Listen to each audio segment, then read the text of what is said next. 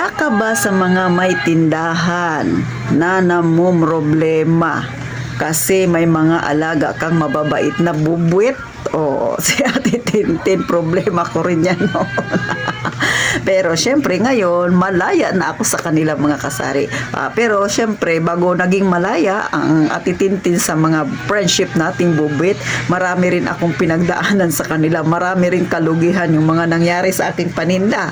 Pero syempre, hindi tayo papayag na pag ganon-ganon na lang, kailangan gumawa tayo ng paraan. So, yan nga ang ating topic ngayon. Pero bago ako magsimula, pindutin mo na ang subscribe button na yan at tayo nang magchismisan.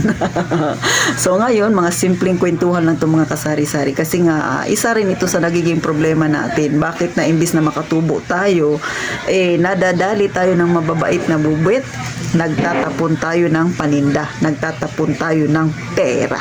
So una, mga kasari, ang dapat na gawin ninyo kapag kayo may sari-sari store, maging malinis kayo, maging maayos, maging masinop. O bakit ba kailangan maging malinis? Siyempre, paborito yan ng mga bubwit pagka alam nilang marami ng mga sapot-sapot dyan, maalikabok na yan, yan ang gustong-gusto nilang tirahan. Tapos medyo mainit-init pa dyan sa lugar ng tindahan mo, abay paborito nila yung pamugaran. No? Ganon mga kasari. Number 2, bakit ko sinabing dapat maging masinop? Ito na nga yung part na nakakapagod. Kagaya ng kay Ate Tintin, so yung aking mga noodles, pagka umaga, yung canton, yung noodles, yung may sabaw, pagka umaga, dinidisplay ko.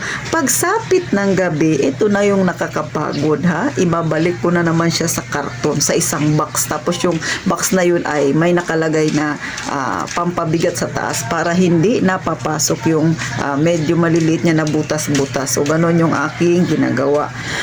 Pangalawa, syempre kung nakaligtas ka man sa mga bubwit dahil nilagay mo sa karton yung iyong mga pansit kanto tsaka noodles, kung nakaligtas ka naman, isa langgam naman hindi ka makakaligtas. O ikaw sisi, ganyan ka rin ba? O di ba nakaligtas nga yung paninda mo doon sa butas-butas ng mga bubwit, pagbukas mo pagka umaga marami namang langgam. So isa rin yan sa problema natin. Pero si Ate Tintin, syempre meron ding ginawa dyan, kaya hindi napapasukan ng langgam ang aking noodles. Syempre sino ba namang customer yung magluluto ng noodles tapos paglagay niya sa tubig, alsahan lahat ng langgam, o di ba? Dagdag pampalasa. Ibabalik talaga yan ni customer sa atin. So, mangyayari, lugi na naman tayong mga may sari-sari store. So, ang gawa ko, dahil nga karton yung aking ginagamit, so sa loob ng karton, doon ako naguguhit-guhit ng bygone chalk. Kasi takot yung langgam doon mga kasari. So, lahat yan, kakapalan ko lahat sa loob. Tapos sa labas, ganun din, nilalagyan ko rin. Tapos, saka ko nilalagay yung paninda ko na noodles. Sa totoo lang, yung bygone chalk na yan, mga buwan din ang itinatagal bago ka ulit maglalagay niyan mga kasari. Kaya hindi naman siya magastos. So, walang problema doon. Next, kapag nalagyan mo na, syempre, sikapin na walang butas-butas yung mga karton na yan. Tapos pagka umaga, gano'n na naman, mag-display ka na naman. Kaya nga sabi ko sa inyo, pagkakaroon ng sari-sari store, masinop ka talaga. Kaya, kung sa tingin ninyo, hindi kayo ready magkaroon ng sari-sari store kasi maraming trabaho, mga kasari. Ay, huwag mong papasukin kung hindi ka pa gano'n ka-ready. Pero kung ready ka na, pati ang puso mo, gaya nga ng palagi, kung inuulit, hindi lang bulsa dapat ang ready, pati ang puso mo, gumaw ka na. Kasi yung mga problemang mga maliliit na yan, kayang-kaya mong gawa ng paraan. At saka, kailangan ng kasipagan. Ganon mga kasari. So, okay na. Kailangan maging malinis, kailangan maging masino para syempre yung paglalagay natin sa karton talagang sinupin mo. Di ba? Ganun lang yung katamaran na hindi pwede na meron kang ganung ugali kapag nagsasari-sari store ka. Pagka ganyan ka, pababayaan mo yung paninda mo, ay magiging friendship forever kayo ng bubwit kasi gustong-gusto niya yan, Iwasang maging burara sa inyong tindahan kasi pagka nangyari yan, kawawa ang iyong mga paninda. Lalo na yung mga palaman ng mga ganito, ay paborito nila itong pangbubutas-butasan. Mga pansit canton.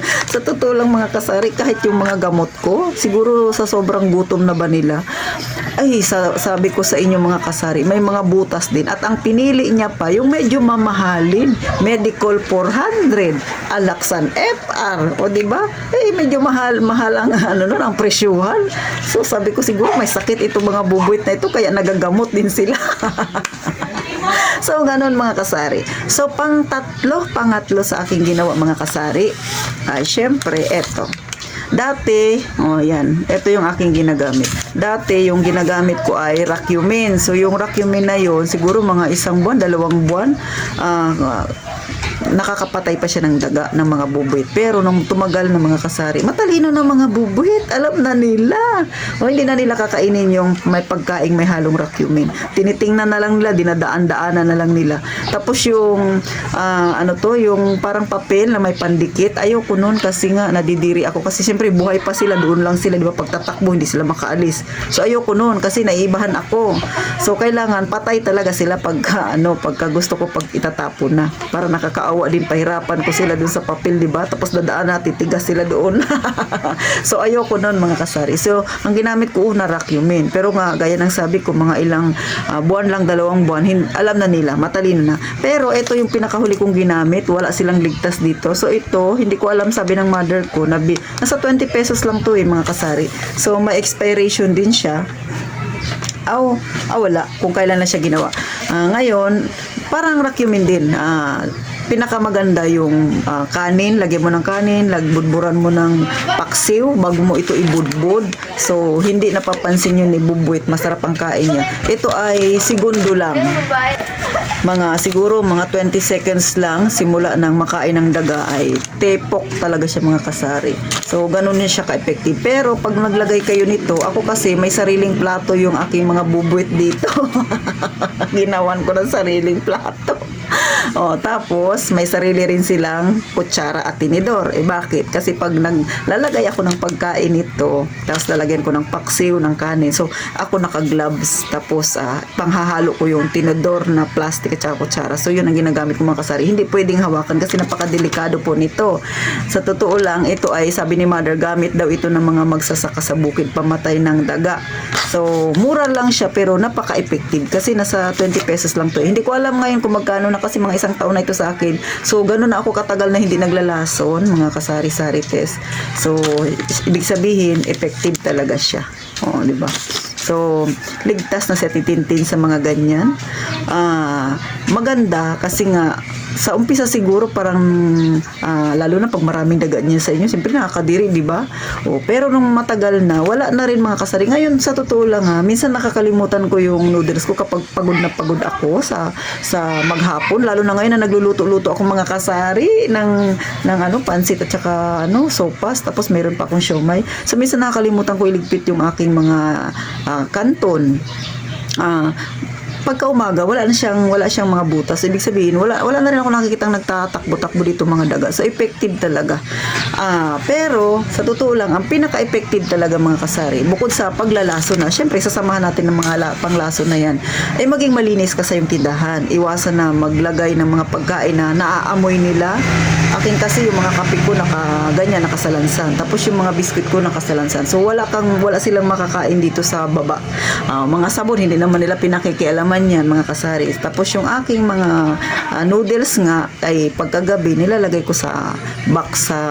Tapos may mga mga guhit-guhit ng Baygon chalk. So yung Baygon chalk mabibili nyo yan kahit saan. Maganda rin siya, effective din siya, lalo na sa langgam mga kasari. So yan, kasi dalawa yan na nagiging problema natin. Yung langgam, kung makaligtas ka man sa mga bubuit, isa langgam hindi ka makakaligtas. So number 1 pa rin, effective pa rin, maging malinis tayo, laging magpupunas ng ating mga paninda. Kung kayo ay may mga tinapay na yan na paninda, dapat nakalagay sa isang lalagyan na may takip pagkagabi para wala talagang maaamoy yung ating mga friendship na mga maliliit na bubuit mga kasari-sari. So, paano hanggang dito na lang? Sana yung maikling tips na yan, maikling maritesa natin mga kasari-sari, nakatulong sa inyo kasi sa akin naging effective. Gaya nga ng nasabi ko, nasa mahigit na rin isang taon na hindi ako naglalason mga kasari. So, wala na akong napansin. At saka, syempre, huwag kalimutang maging malinis ka. So, paano? Sana kahit paano nakatulong sa inyo at huwag nyo naman kalimutang tulungan si Ate Tintin. Pindutin mo ng subscribe button na yan. At syempre pa, gaya ng palagi kong sinasabi, mag-iingat tayong lahat palagi, mga kasari.